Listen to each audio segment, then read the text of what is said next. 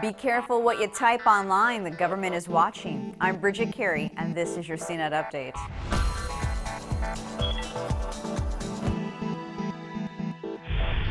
There is an uproar about how much data the government is collecting about citizens online. Recent reports from the Washington Post and The Guardian have brought to light how greatly our national surveillance is expanding and the broad power the U.S. government has to snoop into online conversations and collect data from cell phone companies. At the center of this is a government program called PRISM, which was created in 2007, but we just learned about it now. The government has been searching through data from major tech companies, including Microsoft, Google, Facebook, and Apple. They're gathering all sorts of things like video, emails, and connection logs.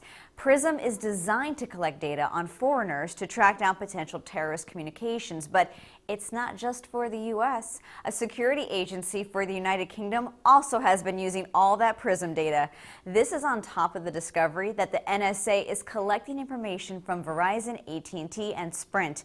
As these governments stitch together all these bits of data from different sources, they can create profiles of individuals. It's calling up questions of ethics and legality, and there's demand for more transparency about the program and interpretation of these broadly worded laws.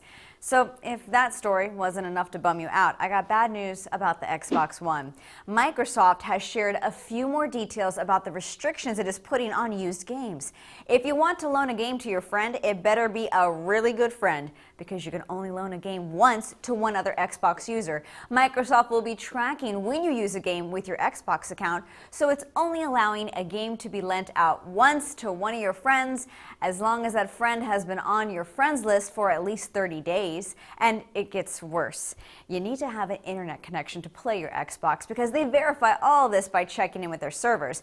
I hope your internet service never goes down, because you can only play offline for 24 hours.